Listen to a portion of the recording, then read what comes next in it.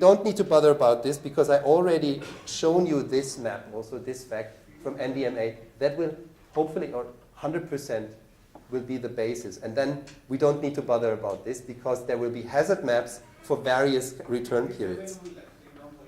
Yeah. Okay. So I hope that was clear. You can definitely have these papers. I think we will. There is lots of materials that we have to distribute anyway. Yeah, but I don't know whether there is any copyright issue. We can give the reference. No, come on. This is a 10-year-old paper. There is no copyright.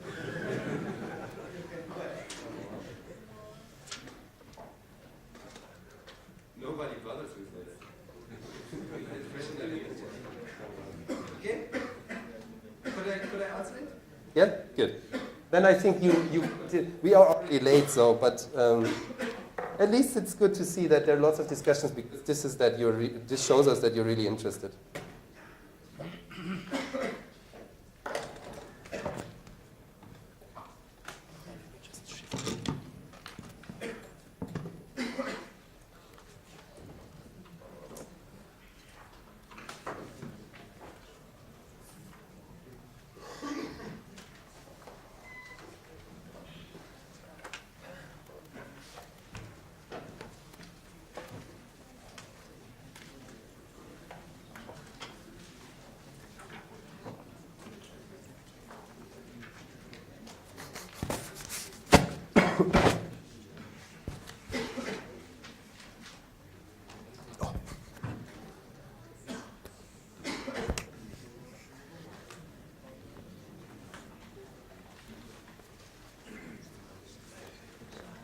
Thank you.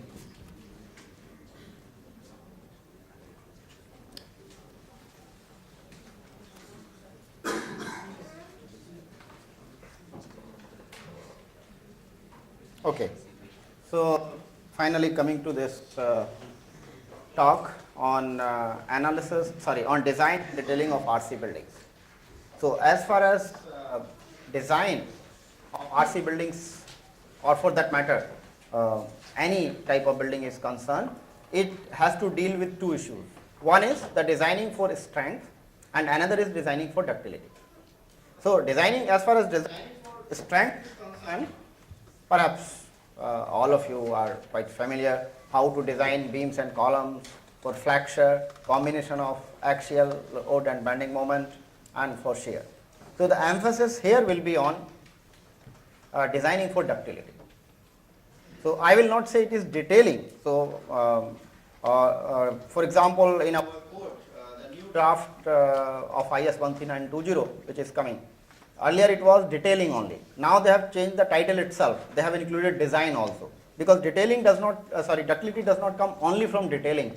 It also needs certain design. So it's basically design and detailing for ductility. So what are the concepts we will discuss, and what are the changes proposed in our new code, and those new provisions which the draft code had are actually comparable with Eurocode 8. So automatically by considering those, we are at par with the current practice in Eurocode 8.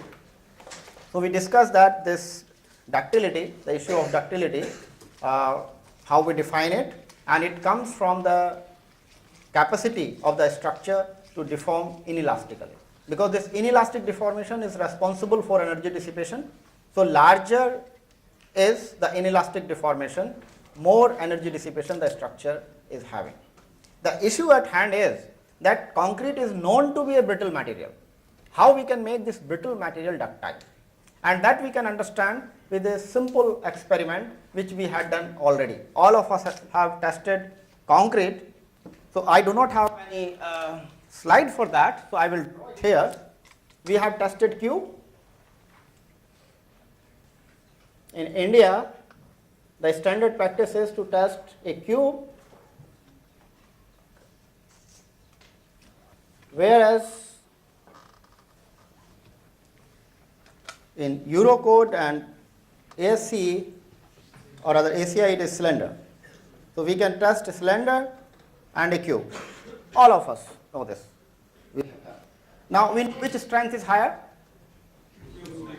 cube strength is higher. And we know the reason also. So what's the reason? Yeah. In a cylinder, the same way they will test, but in cube it was not done. The way you compact everything is Okay, so in cylinder it is tested in the same direction as it is compacted, whether is in cube it is tested in a different direction. Interesting. What? Okay. Plating. Slenderness ratio. Okay. Okay. So interesting. So we are not converging on one reason. There are more than one reason. Okay. To some extent, yes, you may be right. But slenderness comes into picture when the slenderness ratio is of the order of 10. So when the slenderness is of the order of 2 in our case, the height to width ratio, slenderness is hardly having any effect. So it's not because of the slenderness. Secondly, the direction of compaction and direction of testing, I cannot deny that it will not have effect, but it's not going to have significant effect. Basically, it is due to what we call and friction effect. And what is this and friction effect? If we have to try to understand, we have to think from the behavior of brittle materials. So what happens? These brittle materials, like concrete, when it is subjected to loading like this, we have seen that the failure occurs in a particular pattern. So the cracking pattern is different. We also have another test. You may be familiar with that also, where we test a cylinder in the horizontal direction. And we test it. And this test is performed not for estimating compressive strength. This is done for estimating tensile strength. And why the tensile strength is coming into picture? Because if we apply the load in this direction due to Poisson's effect, we get stresses perpendicular direction. And when we get stresses in perpendicular direction, the properties of these brittle material is, if we compare concrete with steel, concrete is supposed to have almost same properties in compression and tension. But the tensile strength of the concrete is very small as compared to its compressive strength. And in fact, it is lower than the Poisson's ratio. And what happens? The concrete which we are testing in compression is actually failing in tension. And what we get here is this splitting type of failure. So this split cylinder test, we get this type of crack, a vertical crack. And this test is done to estimate tensile strength. It's not giving us idea of compressive strength, it is giving us idea of tensile strength. Now, question is why we do not have that type of cracking here? Here we have a cracking like this. Sorry, this is dried up, so I will use the same color. So we get this type of crack. The reason is that at the ends, it is in contact with the plates, and due to that, there is a friction. And this friction is keeping the concrete confined. And due to that confinement, the strength is increased.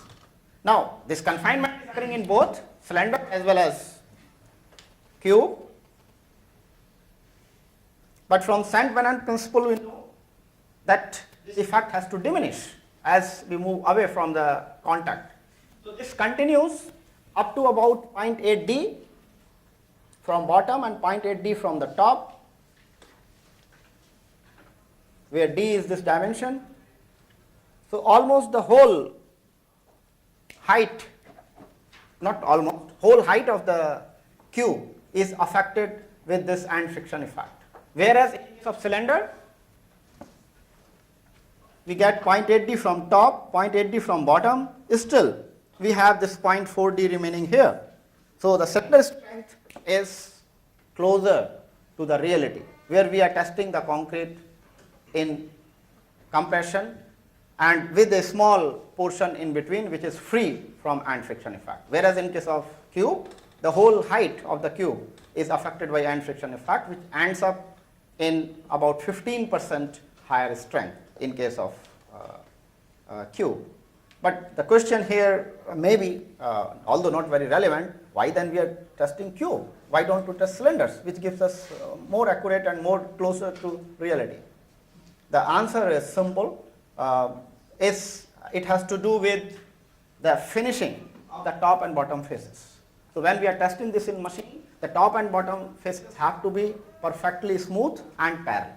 If there is uneven surface and the two surfaces are not parallel, then there will be stress concentration, and the stress or the strength we will get will not be reliable.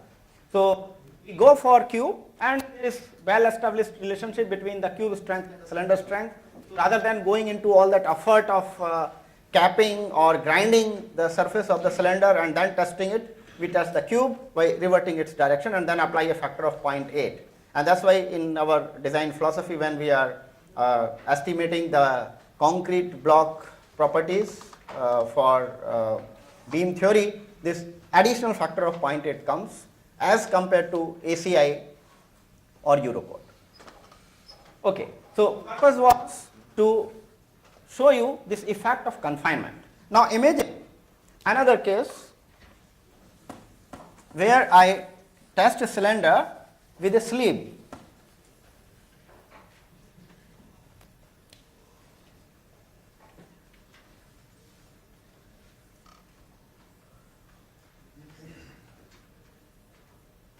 And I cast this cylinder with a circular sleeve all around.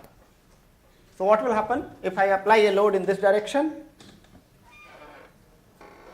Due to Poisson's effect, it will try to expand, and the sleeve will not allow it to expand.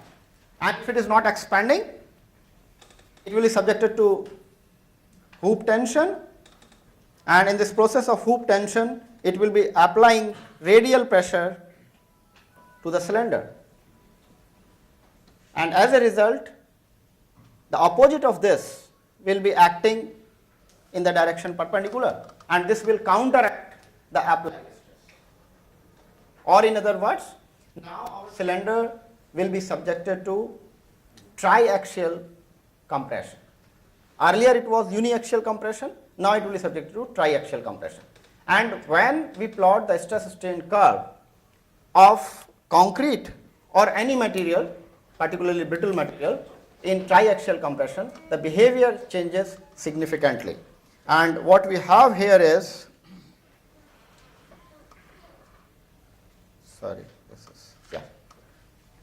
so this is the stress strain curve of unconfined concrete, the white one, and this is of confined concrete. And it has resulted in significant increase in strength and more than that on ductility.